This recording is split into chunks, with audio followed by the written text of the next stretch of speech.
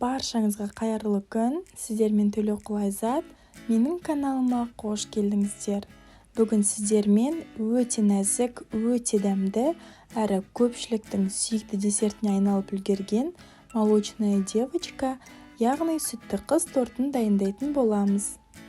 Видеоны көрмес бұрын менің YouTube каналыма және де Instagram парақшама жазылып қоюды ұмытпаңыздар. Ең алдымен қамырын дайындаймыз. Ұнымызға қопсытқышты қосып араластырып аламыз. Кейін қоюлатылған сүтке ерітілген сары май мен жұмыртқаны қосып миксерлейміз. Торт ерекше дәмді болып шығу үшін табиғи өнімдерді қолданған жөн.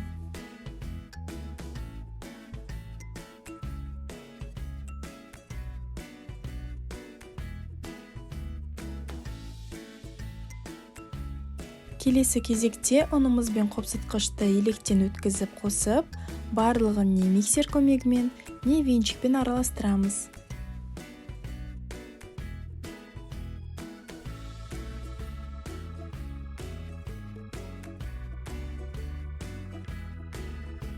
Қамырымыз дайын, осылай өте жылдам дайындалады. Корждарымызды осындай пергамент немесе тефлон қағаздарында пісіретін боламыз. Менің тортымның диаметрі 22 см болады.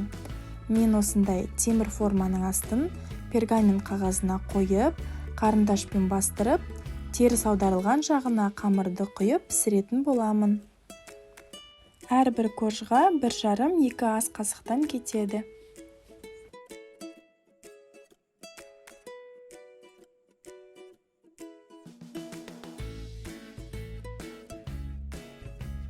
Корждарымызды қызып тұрған пеште 180 градуста 5-8 минут шамасында осылай қызарғанша пісіреміз.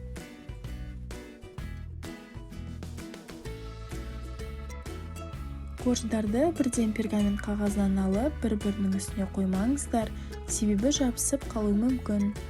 Және де торт мінсіз болып шығу үшін мен осылай шеттерін кесіп шығамын. Енді кремін дайындаймыз. Бұл тортқа крем-чиз қолданылады. Тортқа қажетті барлық ингредиенттер видео астындағы сипаттамада жазылған. Алдымен сүзбелі ірімшік пен қант ұнтағын араластырып аламыз. Кейін клегейді қосып, төменнен жоғары жылдамдыққа арттыру арқылы крем формасын жақсы ұстағанша миксерлейміз. Клегей міндетті түрде 33-35% болуы тиіс. Креміміз дайын, енді тортымызды жинаймыз. Торт жылжып кетпес үшін астына сәл кремді жағып аламыз. Кейін осылай әр коржымызды қойып, әр қайсысына шамамен 2 ас қасық кремнен жағамыз.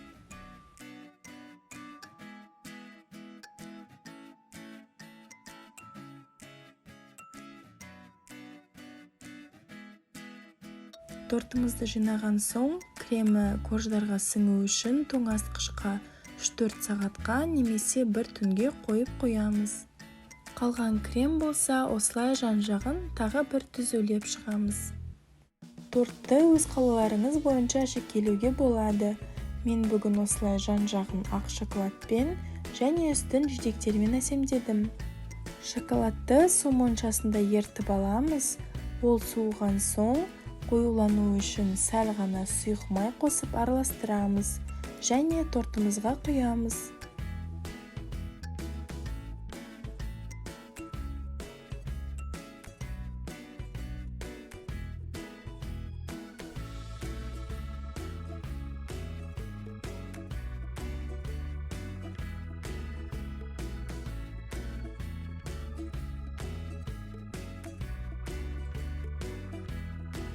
Әсемдеуге мен бүлдірген, қара бүлдірген, қарақат және құлпынай қолдандым.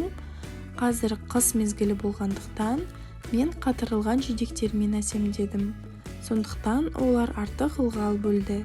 Ал сіздерге тіпті әртүрлі жемістер де және басқа да ерекшегі үлгідегі нұсқаларға сүйенсеңіздер болады. Біздің тортымыз дайын. Бұл торт шынымен де көпшілікке ұнарлықтай, себебі әр бөлігінен сүттің дәмі сезіледі.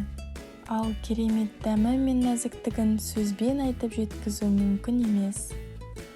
Торт өте биік болып шығады, қиын болып көрінгенмен өте жеңіл дайындалады. Міндетті түрде дәл осы рецепт бойынша дайындап көріңіздер. Сіздердің жақындарыңызға ұнайтынына күмәнім жоқ. Әлі алда сіздерді өте көп әрі ерекше рецепттер күтеді. Сіздерге видео ұнаған болса, менің Instagram парақшама және де YouTube каналыма тіркеліп, лүпіл басып, комментарий қалдыруды ұмытпаңыздар. Сіздермен болған Төлеуқұл Айзат, баршаңызға сәттілік.